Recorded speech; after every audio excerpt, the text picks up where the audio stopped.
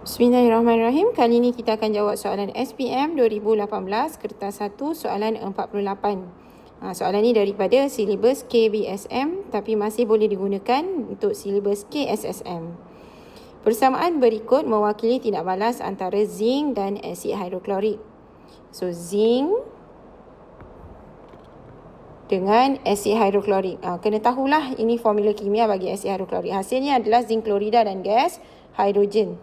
Soalannya, berapakah isi padu gas hidrogen? Dia nak tahu isi padu gas hidrogen yang ini. Dia nak tahu berapa isi padu gas hidrogen yang terhasil apabila 6.5 gram zinc. 6.5 gram zinc. Ni, zinc yang mana? Zinc yang ini. Berapa jisim dia? 6.5. Kita tulis siap-siap information yang diberi daripada soalan. Bertindak balas dengan asid hidroklorik pada suhu dan tekanan PRY. Okey. So yang lain-lain tu kita tak perlulah information dia. Kita hanya perlu untuk zinc sahaja. Zinc dengan yang kita nak cari adalah hidrogen. Okey. So kita buat kaedah. Apa nama kaedah ni? Kaedah tiang daripada Cikgu Zulkifli Mahmud. Alright.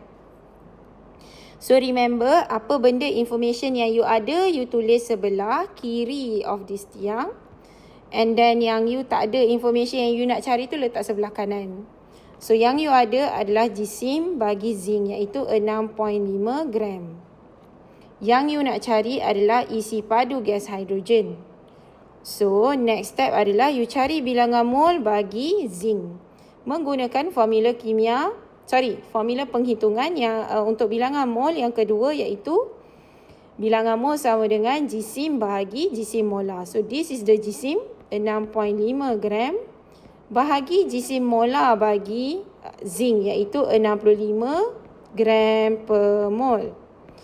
So nanti you akan dapat that bilangan mol bagi zinc dalam kes ini adalah 0.1 mol. Sebab 6.5 bahagi 65 kan. Okey. So then kita kena buat nisbah mol. Macam mana pun you tetap kena buat nisbah mol. Especially kalau ini soalan kertas 2. You mesti tunjuk nisbah mol tu. Okay, apa maksud nisbah mol? Tengok di hadapan zinc ni ada nilai tak? Kalau tak ada nilai, maksudnya nilai dia 1. 1 mol zinc.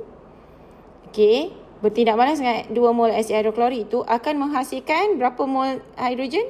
1 mol hidrogen juga. Ini secara teori. Basically, the theory says, you nak hasilkan 1 mol gas hidrogen ni, you perlukan 1 mol zinc untuk bertindak balas dengan asid hidroklorik tu. But then, orang ni dalam makmal, dia hanya guna 0.1 mol zinc sahaja. So, kalau dia guna 0.1 mol zinc, berapa mol gas hidrogen yang akan dibebaskan? Sebab 1 nisbah 1, so 0.1 nisbah dia 0.1 mol lah. Dapat tak? 1 nisbah 1. 0.1 nisbah X. X tu berapa? It's just the same value lah. Betul kan? Ni maths.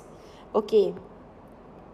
Lepas tu, kita pun carilah isi padu gas hidrogen iaitu menggunakan formula penghitungan yang ketiga.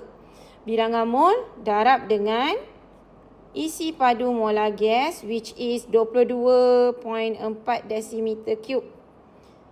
Dia dah bagi dah dekat dalam soalan tu. Dia mesti kena bagi tahu dia nak pada keadaan bilik ke, pada STP ke. So dalam kes ni dia nak pada STP. So you akan dapat 2.24 decimeter cube. Itu je jawapannya. Jangan pergi kali 2. Oh, sebab ada gas hidrogen ni ada 2 kat sini, kena kali 2. No.